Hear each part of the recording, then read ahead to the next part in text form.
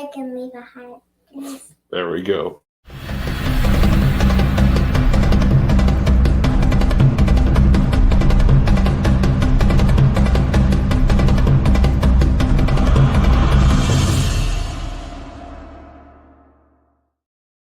Hello, everybody, and welcome to the Vidor Locksmith Show, where I'm your host, David Gibson, where we are unlocking the secrets to success in the oil and gas industry. One interview, one technical presentation, and one technical screw-up at a time. So happy to be here with you guys on this wonderful Friday, beginning of the holiday season. I guess Christmas. Thanksgiving might have been the beginning of the holiday season. Whatever. I hope you guys all had a wonderful week last week for Thanksgiving. I know I did. I ate way too much of everything, not just on Thanksgiving, but every day around and before it. Way too much food. So, like I said, happy that you guys are all here with us. Please let us know where you guys are watching from. Love to be able to give you guys a shout out here on the show. Lots of amazing things going on here in the coming weeks. I, for one, will be headed up to Alaska. Go see my boys up there in a couple of days. Is everything coming through? Oh, okay. Just checking. I hadn't already seen a comment from John DeWart, so I'm starting to get slightly concerned there. Might have to call in a wellness check there. All right, guys. So let's see here. All right. Still no comments. So I think it's working. I could see one pop up over there, but it's not showing up on my screen. That's not good. Huh. All right. We'll just keep running with it anyways. Have an absolutely amazing show lined up for you guys. Oh, wow, that worked. I got a bing in the ear for that one. All right. So it says, good morning. Someone at Drill Consult currently doing a P&A. I mean, nothing better to do while working on a P&A than to be tuning into the Vidor Locksmith Show. Okay, now the comments and stuff are starting to come in. I'm starting to get worried there. It was like the first 30 times we did this show where like nobody commented or liked or anything, but we could see that there were like 100 people watching. So, all right, Jennifer Johnson says, good morning from Florida. Happy to have her here. Tony says, good morning from Mississippi. All right. Oh, finally, we got somebody from Houston. Gary's tuned in from Houston. Thanks for being here. Robert tuned in from Houston as well. All right. So I know that at least now I know that the comment section is working. That's good, especially since it's a live show and you guys can be able to throw out y'all can throw out your questions for the guests. So it's the whole reason why we do this live is so that you guys can be the one to be able to interact with the guests. So, all right. So John Dull tuning in from Klein, Texas. Thanks for being here. Sarah Ati tuning in from Abu Dhabi. All right. We got the international audience going. All right. Just to let you guys know, today, once again, we will be giving stuff away here. Let me get this pulled up. Brand. And I'll hit that little button. If you put in hashtag AKM into the comment section, you will be in line to be able to win yourself a 3D printed Gibson Reports drill bit, as well as a $50 Starbucks gift card. $50 Starbucks gift card from our friends over at AKM. And like I said, the drill bit. So be sure to put hashtag AKM into the comment section now or throughout any time during the show. It's always a good thing to be able to do. All right. LinkedIn user, the famous LinkedIn user, tuning in from Houston. Thanks for being here. John DeWart, tuning in. Good morning from Elkhart Lake, Wisconsin. Been on a virtual client meeting since 3 a.m. Well, it is a global business. Trust Michael B can keep me awake. Whew, that is a tall task. Lorenzo says, hi, everyone from Kuwait. Great to be here. All right, everybody's starting to throw in the AKM. That's what we're looking for. All right, so we'll do a quick word from our sponsor, and right after that, we'll be back with our guest of the day. Where we have the little thing? It is right there.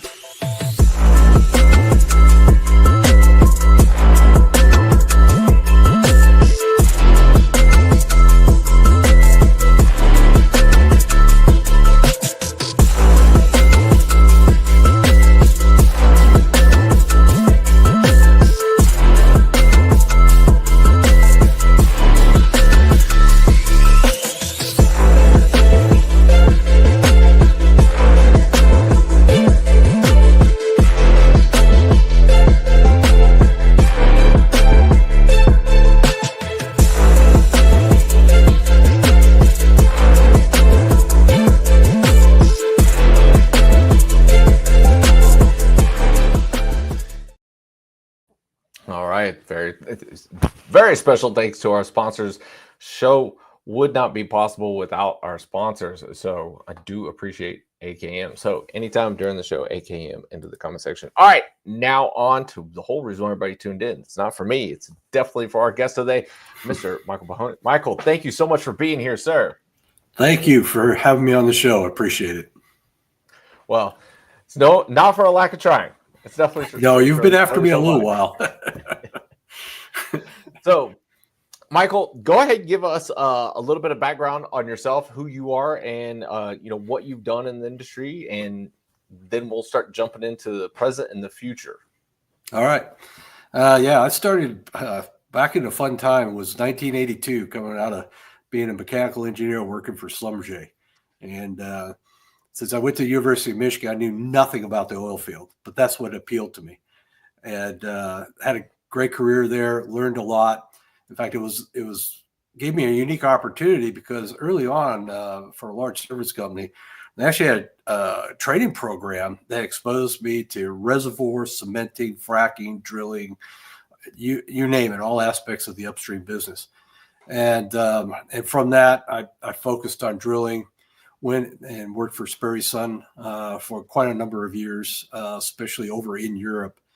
And what the fascinating thing is that I lived through some of the things that we've been talking about coming back in lately, like alliances. I was involved with a very successful Shell alliance back in the 90s over in Europe, in the Netherlands.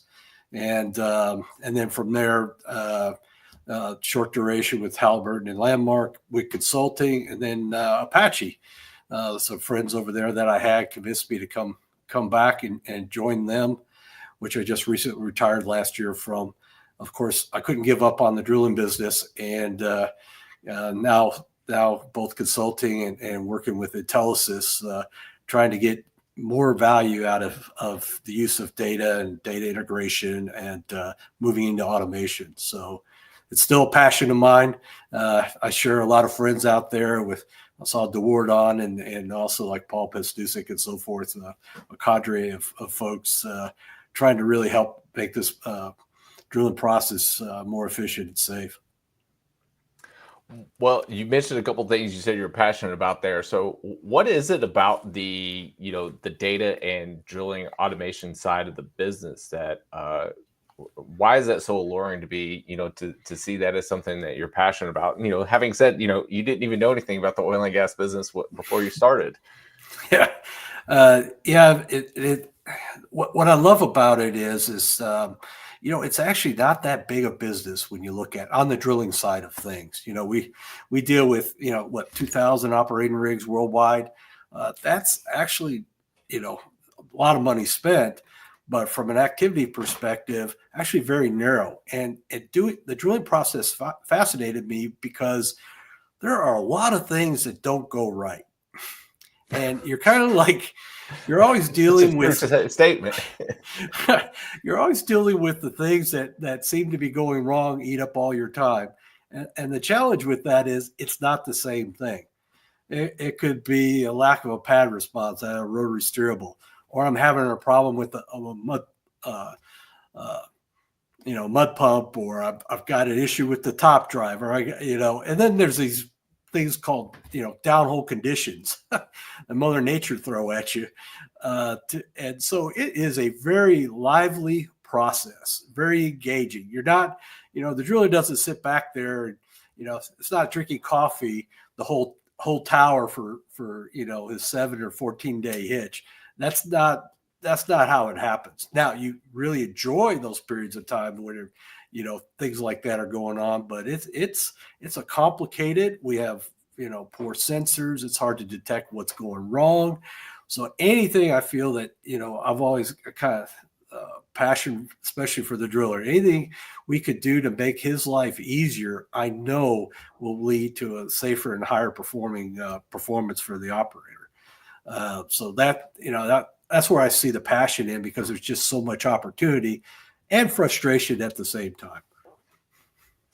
So you mentioned the sensors there on the rig. I know that you were involved with a couple of SB papers and some projects prior while you were at Apache, and now kind of crossing over now with your consulting. Can you get into a little bit about what you guys did there? Yeah. I think some of the guests prior and so forth have mentioned this before. We're actually very sensor poor when it comes to drilling. I mean, I don't have to restate that. Yeah, it would be great. We had wire pipe. We have all this fabulous downhole sensors, plus, more, I'll say, better instrumented PVT systems. And I think it's all brought up before too. If I could do mass balance where I could understand what we're put into the well and then what comes back out of it would tell me a lot. It's just like a circulating system in a body, but we don't have that insight. It means we can't do it, but we can't show enough value for the cost. And that's what a challenge in all of this is that can you do this at a cost basis that will still, I'll say, attract the operator to put it in place? And the next gap is can I scale it? Can I put it across all my rig operations and not just a couple of trials? Talk about this continuously. It's a real challenge, from whether you're a rig contractor, service company, or from the operator side also, because there's also a lot of variety in the projects. You take something that's a AC electric land rig to the latest deep water floater or drill ship. There's a lot of difference in the equipment, but we still lack a lot of sensors. Therefore, we are very dependent on the inference or the human mind to understand what is happening, whether it's at surface or downhole. And that's a lot to consume. So if we could peel some of that away and we could give them something that tells them something and why, that's the important part, then they're likely to take a better decision or action. So due to that, what kind of challenges do you think that we're facing right now that we could actually potentially overcome?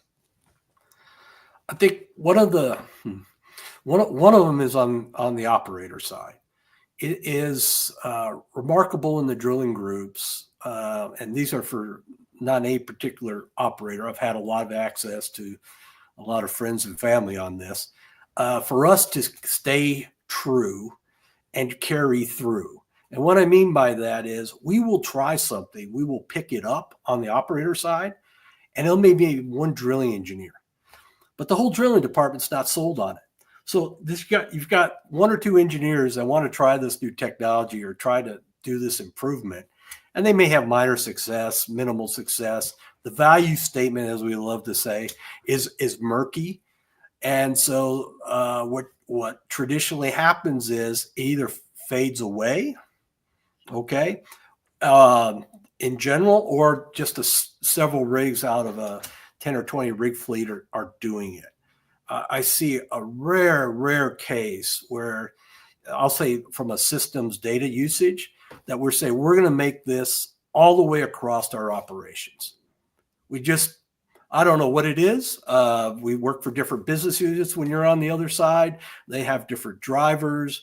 There's a lot of noise, but to me, as a company, if you're a relatively large one, you're using probably SAP to do all your ERP stuff.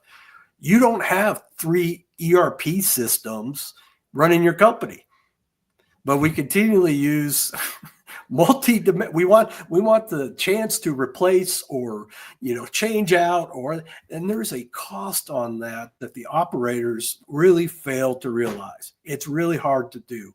And on top of that, we have some strong drilling engineers that want to, I know this is the best way and this is the only way I want to do it until proven otherwise. And even if you show them the proof, well, that's not enough proof. So and it gets to be a circular argument. So I have a lot of passion in this, but heartfelt angst, if you will, on the contractor and the service side, because it's frustrating for them to grab and get some attraction on some of these innovations. I was intimately involved in the development of rotary steerables, the trials and tribulations. I got plenty of scars over that. It took quite some time. It took more time for the use to pick up than the technology. Now, there's always a cost basis. We look at this cost reward type things. But what I think generally holds us back, I'll say on the operator side, is the understanding of risk in the terms of we always want to look at only a couple of wells. We don't look at our portfolio wells and what's best for the portfolio wells. Okay. We don't really evaluate, hey, this can make an impact if we can make it widespread. And so you have a lot of wells where I'll call them one hit wonders. We'll get, the best bit run. This is the best well we put down. My first challenge back is, why didn't you repeat it on the next one or the third well on the pad? Well, something happened,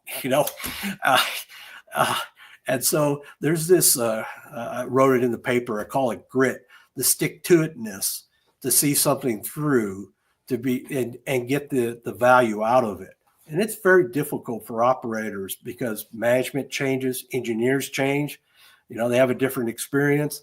And for a very small industry, it has a big effect in what can be invested in the long term. So I think that if I think we have better awareness of that and understanding on the operator side would greatly help. But I think the second point is, and you brought this up in some of your recent musings, is rig inflation. There also needs to be a realization on the contractor and the service side is, no, we're not going back to higher rig rates, rig count rates. Just, it's not going to happen. Over time, minus the business cycles, we are going to continuously improve. There will be more footage drilled with each rig, trying to deliver, hopefully, enough production to pay for it. It's just a reality. I don't see that changing in any real fashion. So how can you, of this pie, you have to think about it in that way. What part of that pie I can get? What can I do to be in part of that equation that advances? Because if you're not, then you're going to get eventually left out as a service or a rig contractor provider. It's just the cost of the business now, in my humble opinion. Amazing opinion at that. You definitely earned your stripes there. So one of the interesting things you said there, and something I definitely want to be able to touch on is, you're saying that, we'll have those one hit wonder wells, and then the next ones,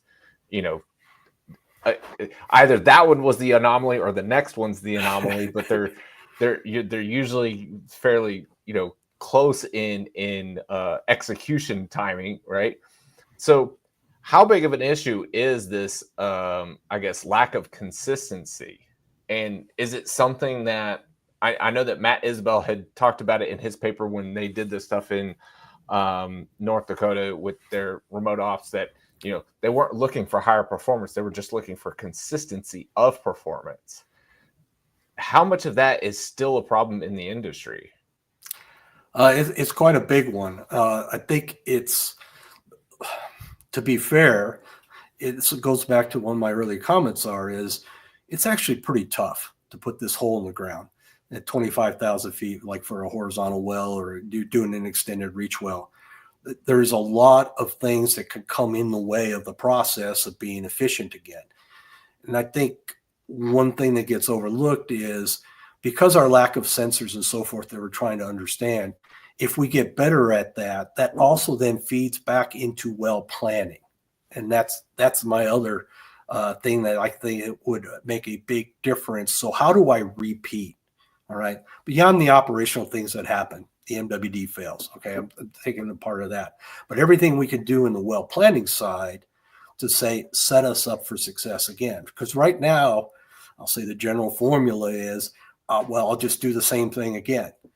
And I think you said it, which one's the anomaly? Well, you may find out, unfortunately, you just, I hate to say it, but by a risk standpoint, 1 out of 5 of doing it the same way is a success. But unfortunately, then I got to suffer 4 more bad ones before I get that one good one. And we do not understand then on the first one what made it so good. Because actually that's no different than we do root cause analysis. I'm a big causal factor. I did a lot of incident investigations, and you are going to repeat whatever problem you had if you did not understand the root cause and dealt with it. And most time we're dealing with symptoms, not root causes. And it's a time consumption. It's a lot to go through. Is why was I so successful on this well? All right. Was it just happenstance? It could be 1 out of 5.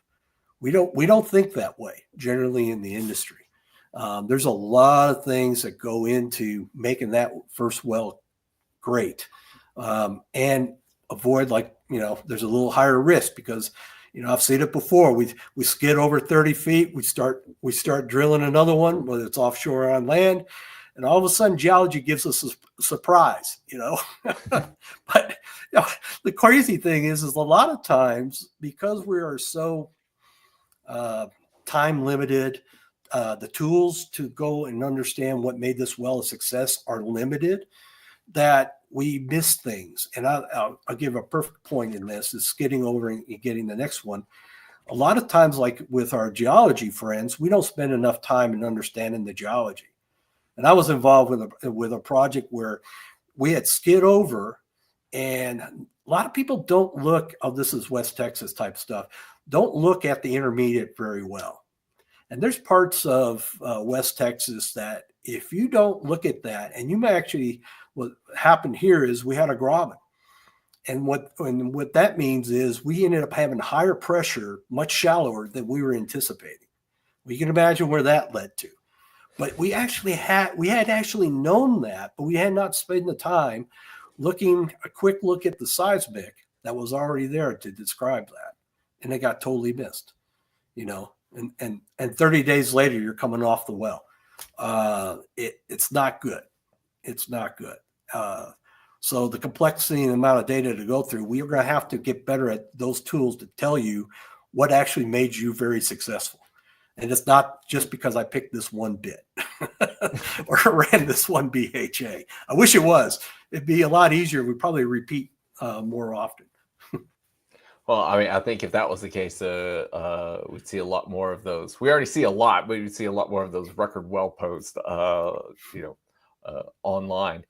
So do you think that AI or automation can be one of those things that could be used as a tool to be able to reduce the amount of inconsistencies? Yeah, especially I'll call them enablers at this standpoint. We'll pick on the automation, which I can go on a lot about. And there's a lot of great progress that's being done. I think, in fact, I encourage anybody that saw you had Paul on a few months ago. That's a great presentation where he talks about some of the little automation things that can be done to get that consistency, like putting the bit on bottom.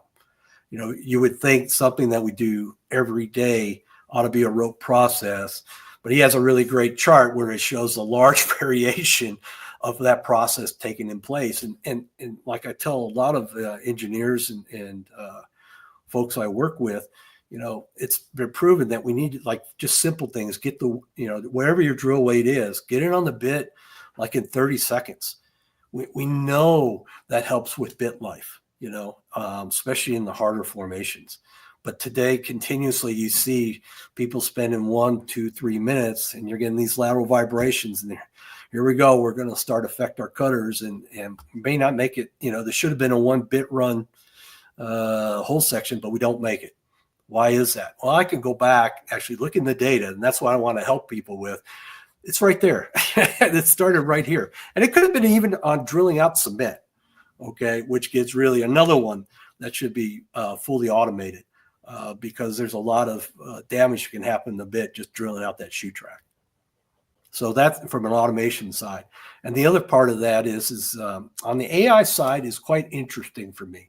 AI's got a real problem with drilling because of the large variation of what we have for equipment, what we do downhole, and it depends on a big enough data set to actually be meaningful that you could trust, because it all goes down to trust. If AI tells me to do something, well, how do I know it? And one of the problems with a lot of the data AI tools, whether you go decision tree, random forest, whatever you want to pick for your data analysis, it's hard for it to tell you why it believes something. Now, it does have a place where you've got a lot of repetitive data that's kind of consistent, then absolutely you should be using that tool in your tool set. But generally right now, because of the lack of sensors, you got to be very specific where you can use AI and depend on it. That's why I'm actually a bigger proponent of using, I'll say, early AI tools like a Bayesian network, which are made to give you a confidence factor. They work more like your, they use it for credit card fraud. I got into funniest side story. Go for it. Got a jet propulsion lab. And this is public knowledge. It's no big deal. But I actually, for 3 years, worked on trying to design a fully automated rig. And I got a chance to go around the globe, saw a lot of process control, a lot of different way companies do it, from even logging. It's funny, you go to any of the modern folks that take these logs and turn them into lumber. They know within a centimeter how long everything is. And we still struggle with how long a joint of pipe is. Okay, because they figured it out. But Jet Propulsion Lab was actually the Mars program. This goes back a ways. And how do they, you put something up on Mars, the communication time is really long. So they had to make it semi-autonomous. Well, how do you do that? And they can't put enough sensors on it either, right? You got this small payload. It was really fascinating. It was a great joy to be out there in California with them and understand this. And one of the keys to it was they used a Bayesian network. Because and if people want to look it up and Google it, what's nice about it is in poor sensor environments, it could tell you a lot more about what is going on or what is likely going on. We call it a confidence factor, or some people call it probability, but it's really a confidence level, how much you believe something's happening. Because as we know, like you take something like stuck pipe, you're automatically, am I getting stuck? And then the next question is, but why? Is it a pack off? Is it because of the wellbore geometry, or do I have differential sticking? And it really matters because, if you, from an AI sense, the next action I take as a driller, I could make the situation worse or better. And if you couple that with automation, that's where I see the value in, then the system is becoming aware. And you get to a point where you have situational awareness. If we could get to that, then a lot of the automation becomes much better. It goes from, I'll say, very small automation or small A, as Jeff Moss used to tell me before he retired from ExxonMobil. Or then you can now take and couple systems together to do better automation because it understands what's happening downhole or with the drill string. That's a very exciting part of me between the automation and the AI component coming together. And I think will give us a big boost to the point, going back to the last point, which was how do we get consistent? And we're going to, and this is not overnight. There is one thing I've learned in this is not a silver bullet. There is a lot of trial and error. You think you've got something that's working for a horizontal well, and I just experienced this, and we take it over to an extended reach well. Oh, shoot, they come off bottom different in this project, right? For some reason, they stop rotation. Now, you don't see that a lot coming off bottom, but over here in this other side of the world, they do. So therefore, you have to compensate for that. And that's why I'm more of a systems thinker, a systems of systems. Right now, today, the challenge with automation is that, I put that bit on bottom. What we try to do is some things go wrong. Like I said, 20% of the time, something's going to happen, which is not going to go smooth. Well, how soon can the system sense it or tell the driller to do something different? And today we build it into all these little pieces of automation. Well, it'd be better if the whole system, there was a system awareness that then each part of the automation can use as necessary to tell if something's wrong or it needs to change what it's turning at or picking up at or the rate of speed. I think that will be the next breakthrough. If we can do that, we'll get, I think, a lot more of the value statement that will get, I'll say, operators more confident. Why should I invest in this? Because the graveyard of unsuccessful, well, I wouldn't say unsuccessful. They were successful to a degree, but didn't allow it to be successful to scale. We've had a lot of automation projects in the last 15 years, and we made some really good, I'll say advancement, but it's not happened at the larger scale that we thought would happen, where more of the whole drilling process would be automated. We're certainly working. I'm really encouraged by some of the rig floor robotics that's coming online now that I think we're going to take advantage of.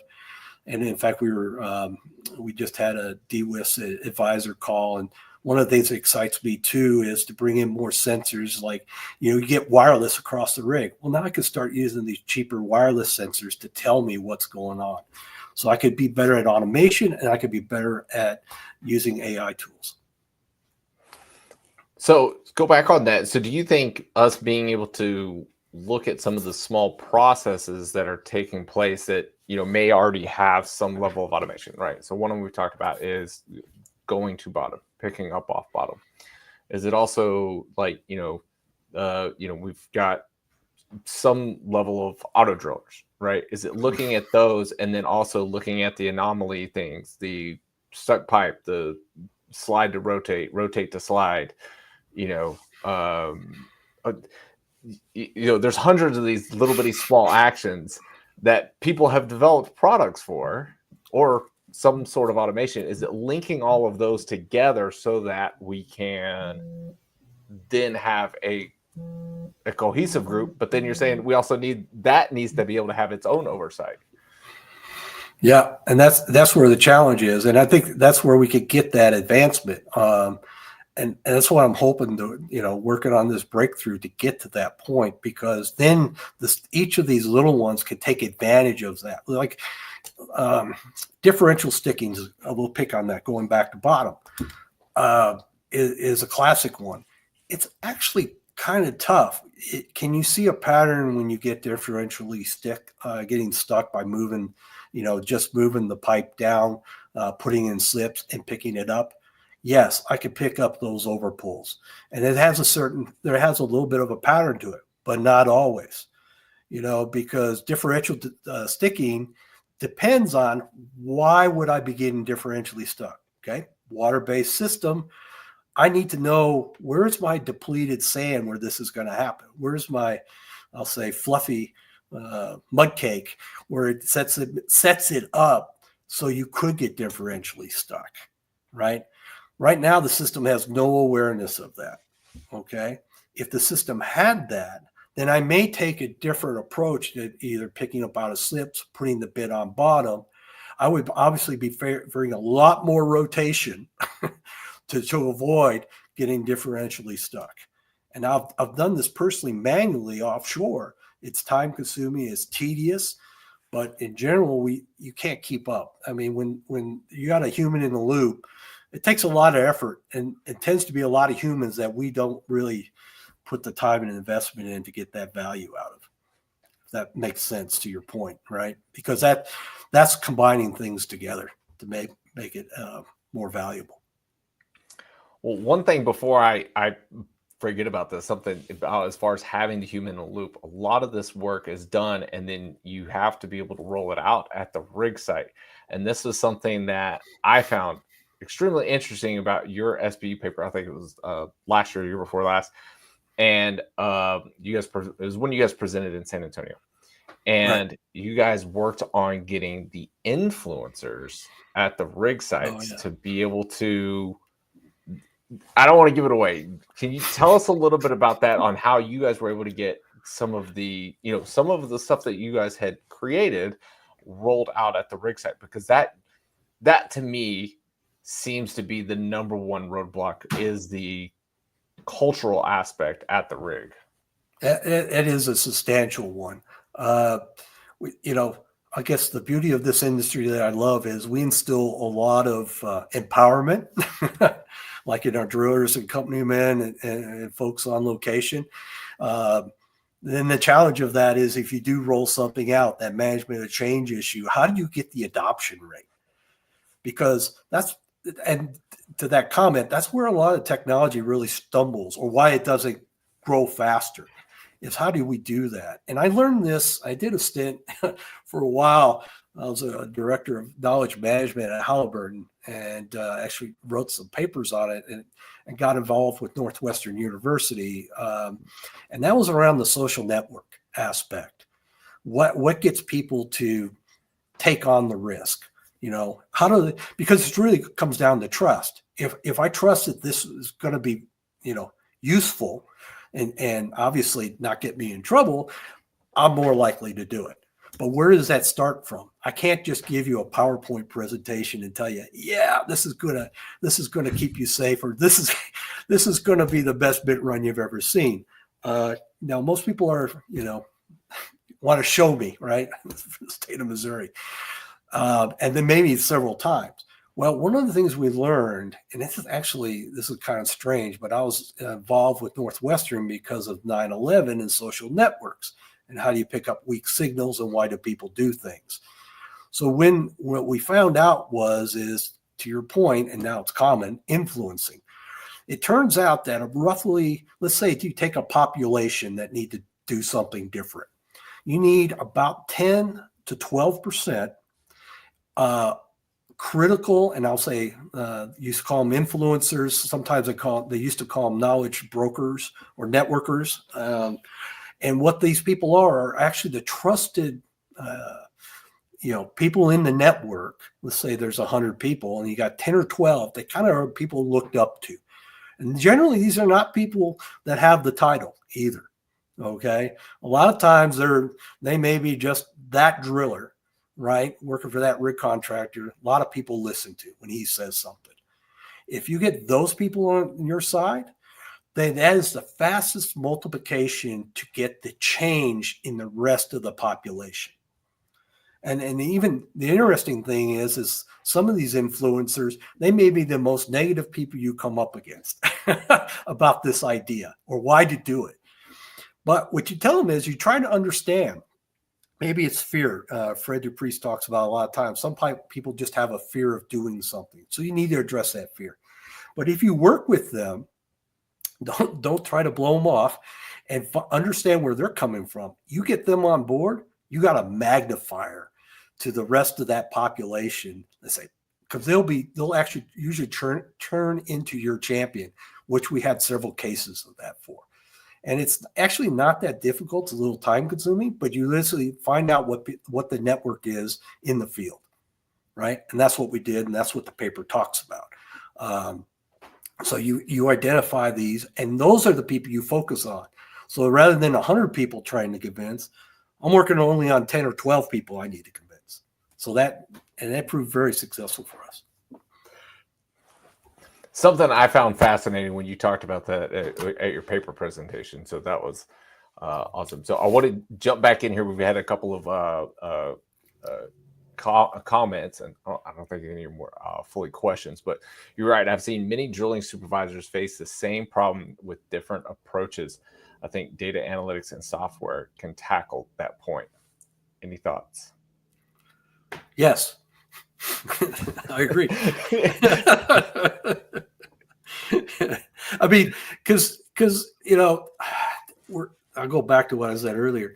We're not very good at understanding why something really went well.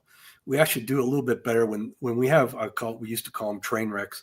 When things really go bad, we will dissect it down to then we can find where that causal factor is, or usually a couple of causal factors, and know what not to do again. All right. Then the bigger problem is to make sure everybody's aware of it so we don't do it again. But I think that's what gives me a lot of excitement while I'm still in the industry, is to try to make that happen. All right. Well, of course, it wouldn't be a show if we didn't have some comments from Mr. John DeWart. So, inaccurate drilling sensors and lack of drilling process sensor leads to high degree of uncertainty, which negatively impacts decision making. The challenge is to reduce this uncertainty to improve decision making. Your thoughts? Yeah, I mean, I helped with the operators group for data quality. I think John's mentioned them before. We started that group because, how do you know if a sensor's good or not? And what we found was, I'll say the 8 or 10 key sensors that we rely on every day, tension of hook load, and, even where the block height is. How do you really know that that's accurate? And we put together and successfully co-chaired it with Matt and Zoom over at ConocoPhillips, and she's really taken over. And Mesh, I think we mentioned before, is now there's an API RG that helps, set a practice for checking that your field calibration, that these sensors and your standpipe pressure are accurate. And I think that is absolutely critical. It just needs to be rote. You take all the lessons from quality. Nathan Zanero, who helped found the operator group for data quality, who was very key on this. There's just so many takeaways from manufacturing that we need to try to adopt more of in the oil and gas business, so that we can rely on that sensor. And that actually is even more important if we're going to start to use that for things like we talk analytics and AI. If we become more dependent on that, i.e. into automation, because that's where it's going to lead into, then we need to have those safeguards in place, that there's some type of QA process to check those critical sensors. When you started looking at that internally, how much of an eye-opener was that? And I'll give credit to Nathan on this. I knew it was a bit of an issue, but he went and studied it when he was at Chesapeake, and just makeup torque. You would be amazed at the variation. And this is it's a lot better than it used to be. 10, 12 years ago, there was a lot.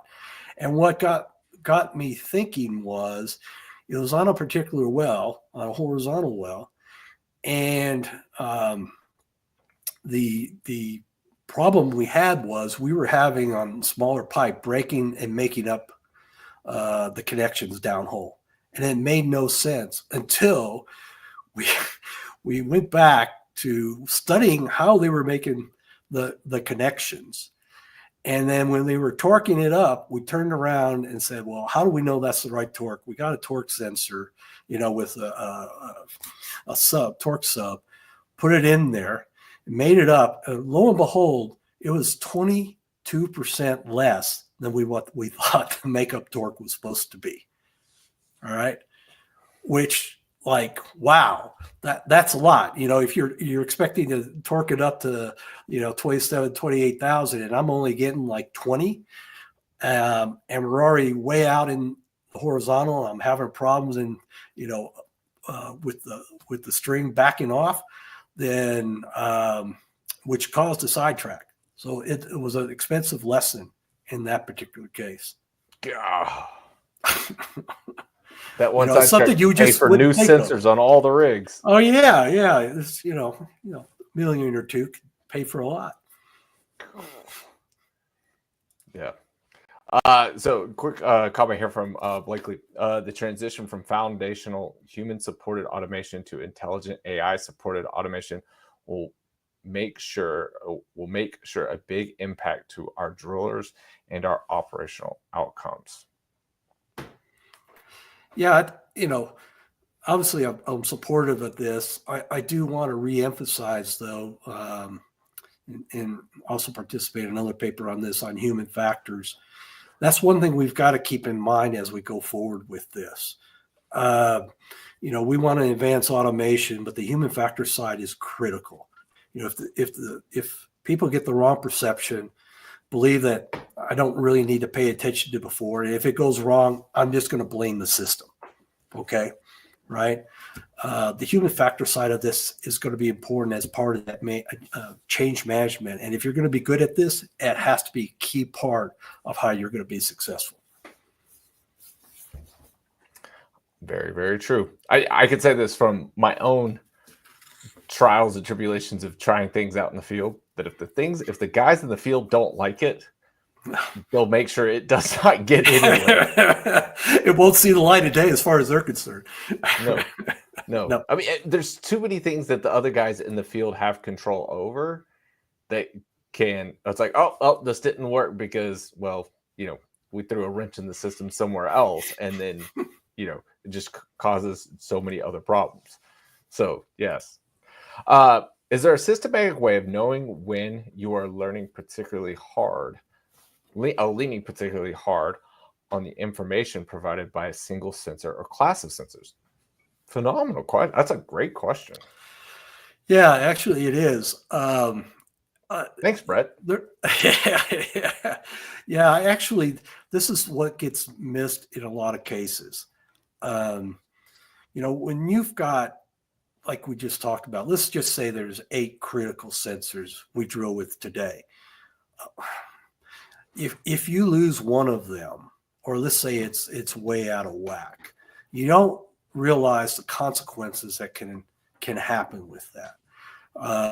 I've seen standpipe pressure sensors drift. Fortunately, it doesn't happen very often, but if you don't catch it, then you're going to miss things that are actually happening in the drill string, and you're not going to understand it as a driller. It's not the first thing we go to in our minds. And so what you can do in talks, we partly do with a Bayesian network in particular. Nice thing about a Bayesian network is it is a system. It's a network.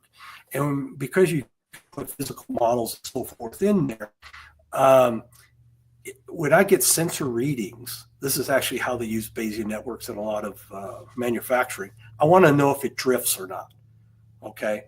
I can't afford to constantly calibrate it, check it, and stuff like that. And what's nice with the Bayesian network is it looks at those sensors together, and it can show that one is way out. Okay. This actually happened because, you're drilling what you expect with a certain amount of, weight, rotation, what the hook load is, pump rates, the standpipe pressure, and then 1 out of the 8 doesn't line up. It looks like the hook load is way too low. It shouldn't be that. And so you could be, by looking at everything together, say, that's an outlier. Let's go check that. We actually had a problem like that because with a lot of these hook load sensors, right, they attach to the drill line. If you have large temperature rate, which this is what happened on this rig, a 70-degree change, that actually affects the sensor. And what happened is we didn't realize that we actually had a lot more weight, and we didn't catch the signs of about to get stuck, which we did. All right. So to the comment there is actually true. That's a new area that we haven't spent a lot with, but a lot of industries do that, where they take their critical sensors and line them up in a model. If this one doesn't fit, then this tells you to go investigate and see if there's a problem with that particular sensor.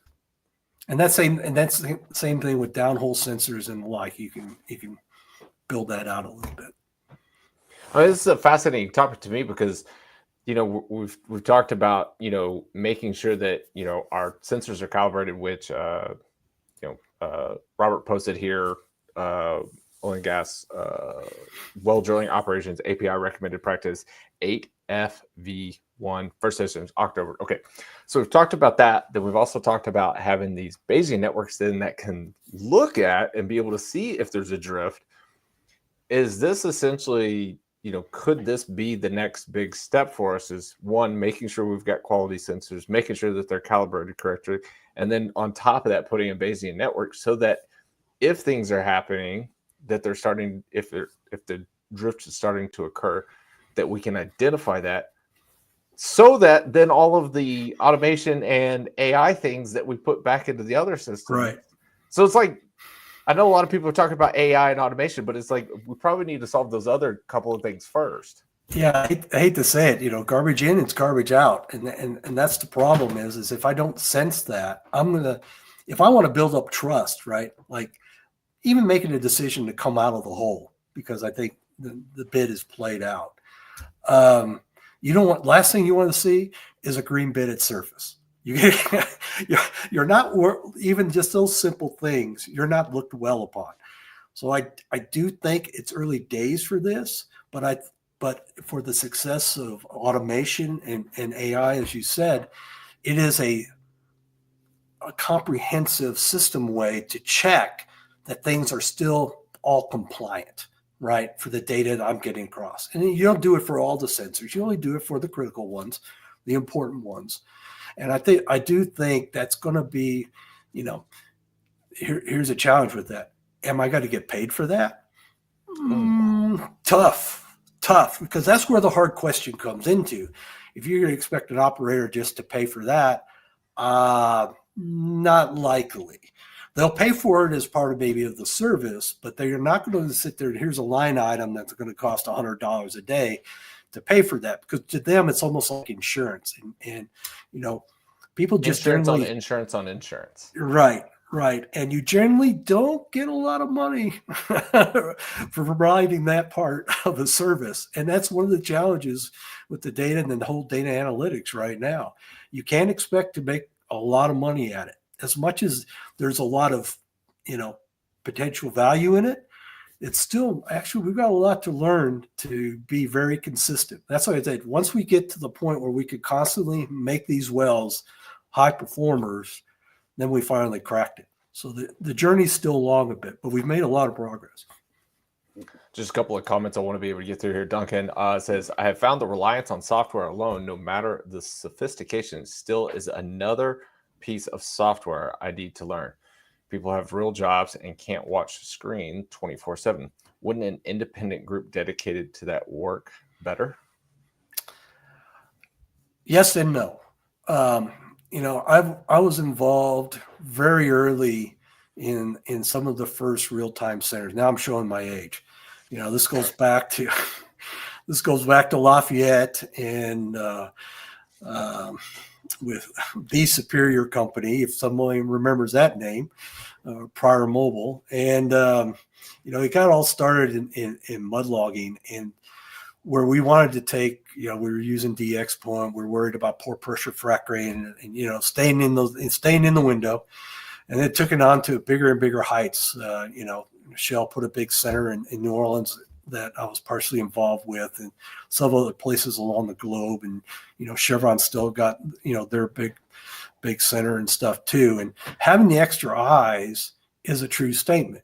I mean, if you watch this stuff coming down an EDR screen, you're counting. You've got to sit there and watch the patterns. Remember what the prior stand looked like. I mean, there's a lot put onto the driller. So yes, I think in those cases it does add value. Now, here's the challenge: what happens as an operator? I go through one of those business cycles, and now I go from I'm running 30, 40 rigs, 10. Well, this, what's going to happen to that real-time center? Okay. And the people in it. And it's a sad case, right?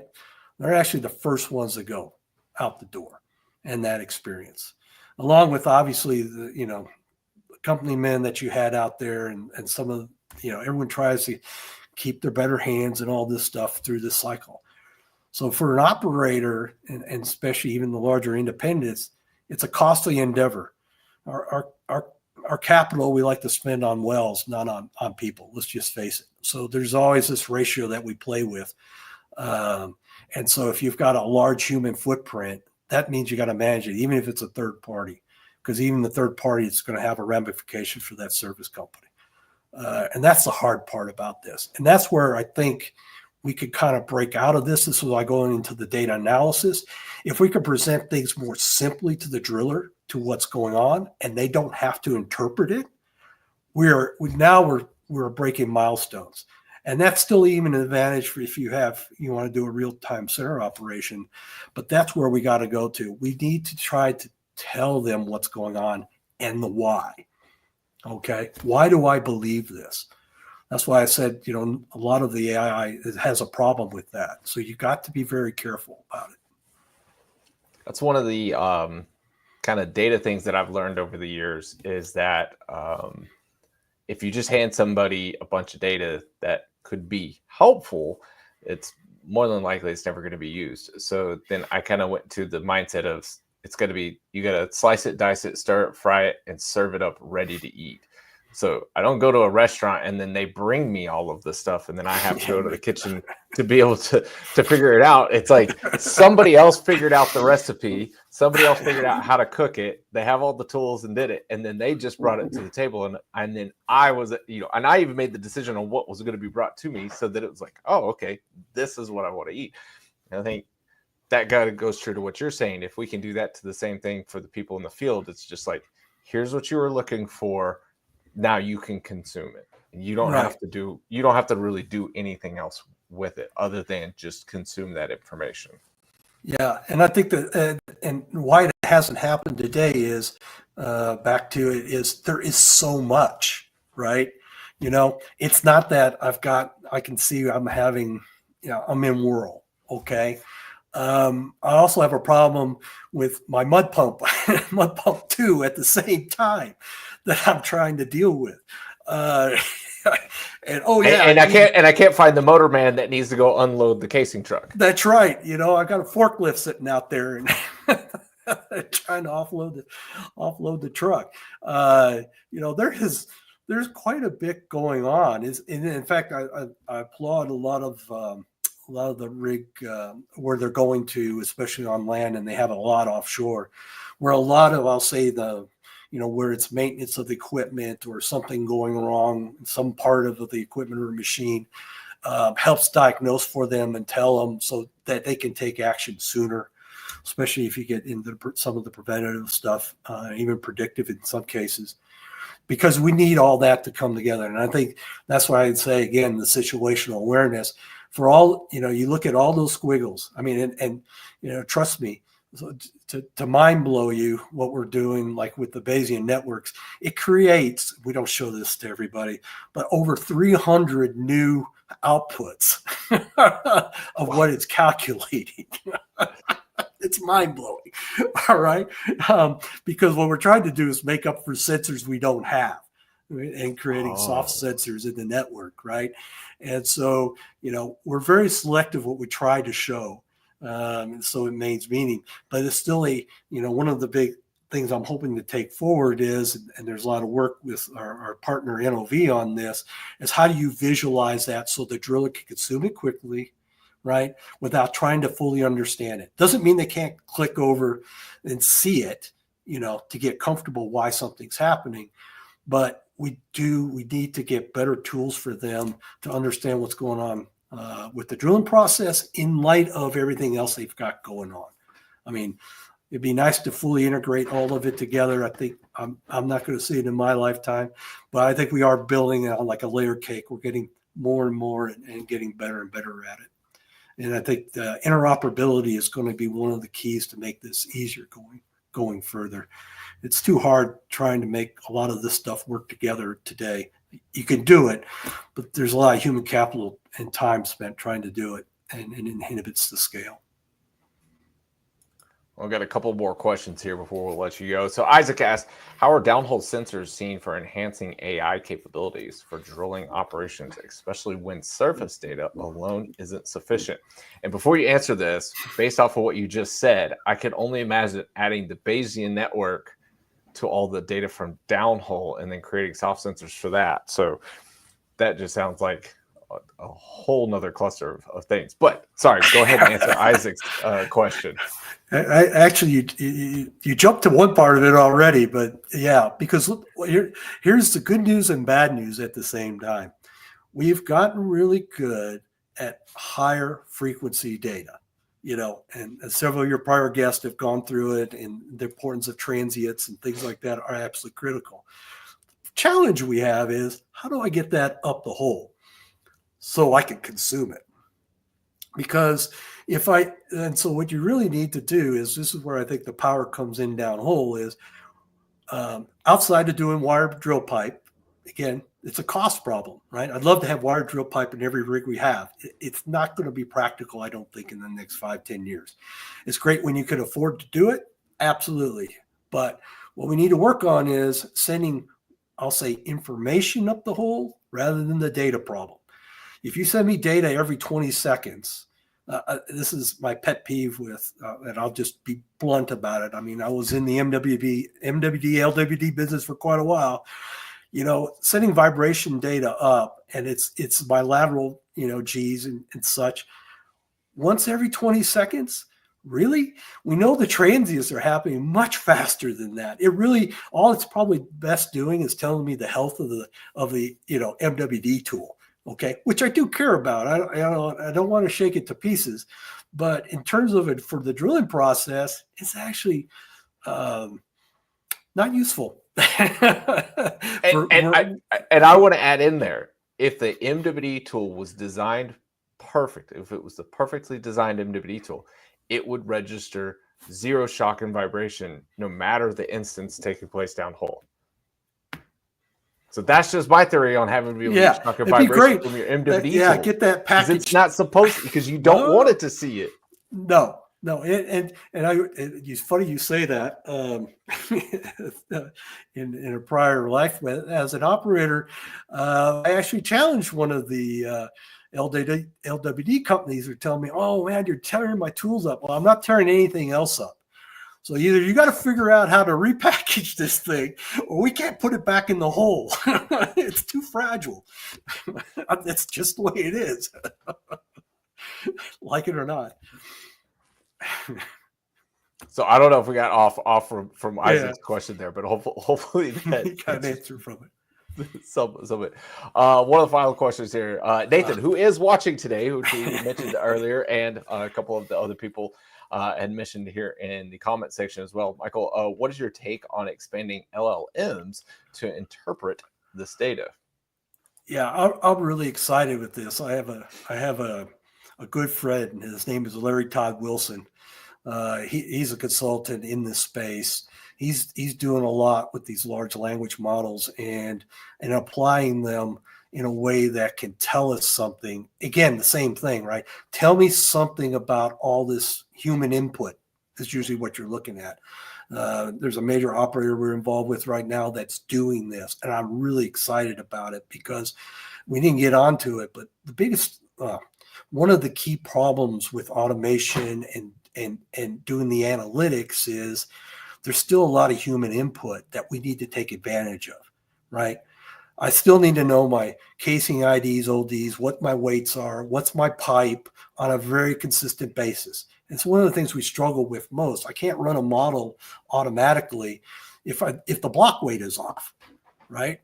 If it thinks it's 50 and it's really 75, I'm going to have a problem giving you good information, okay? Because to do it human-wise is very time-consuming and generally expensive for what you can earn from it. So, going with the large language models, there's a lot of people like, say, Teams right now, right? Everybody's using Teams and chatting and, talking about the well. It's kind of fun to watch. It's really morphed in these last 4 or 5 years. But there's a lot of like hidden nuggets, we used to call it, in the knowledge management world. What if I could mine that out of that and then report back to you what it learned from that by using LLM, right? So a lot of things that never ends up in even a daily report, or certainly not in an end-to-well report. Now you can raise that up and see that to take advantage of.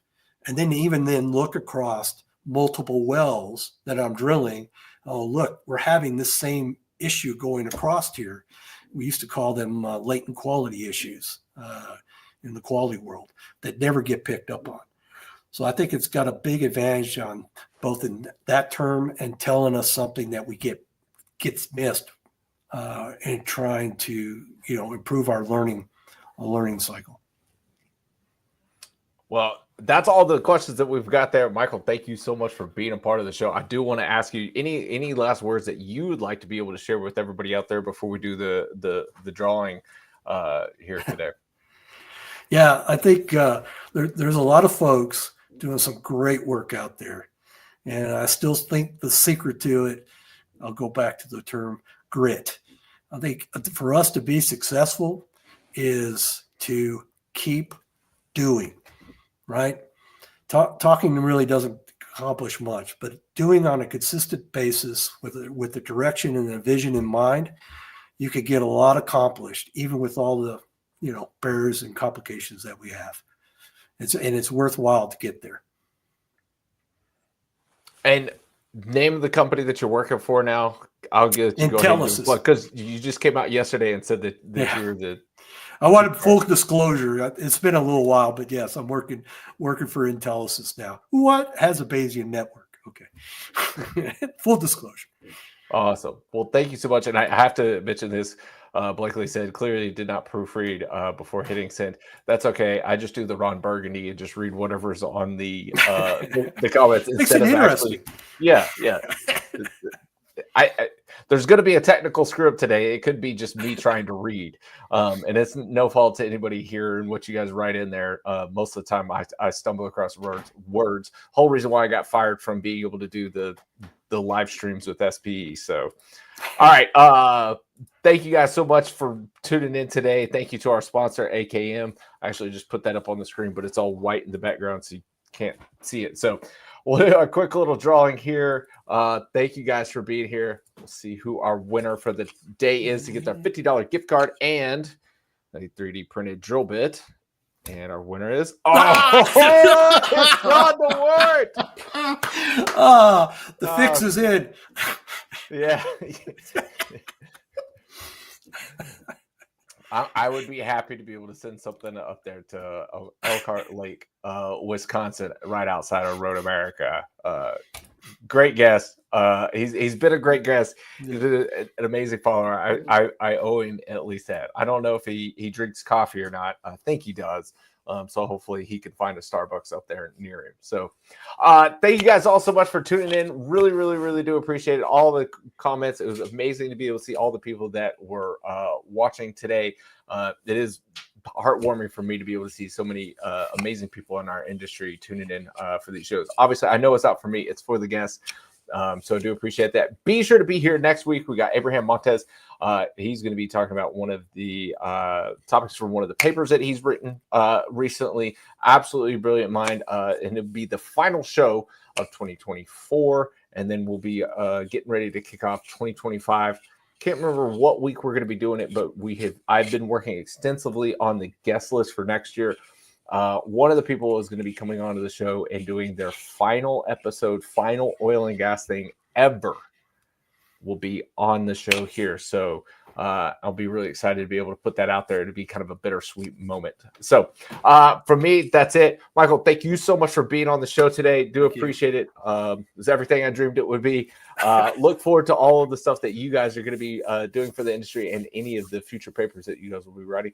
That's it for me. Everybody have a great weekend. As always, know your industry. Thank you, David. All right. Oh, and I hit the wrong button. And there it is.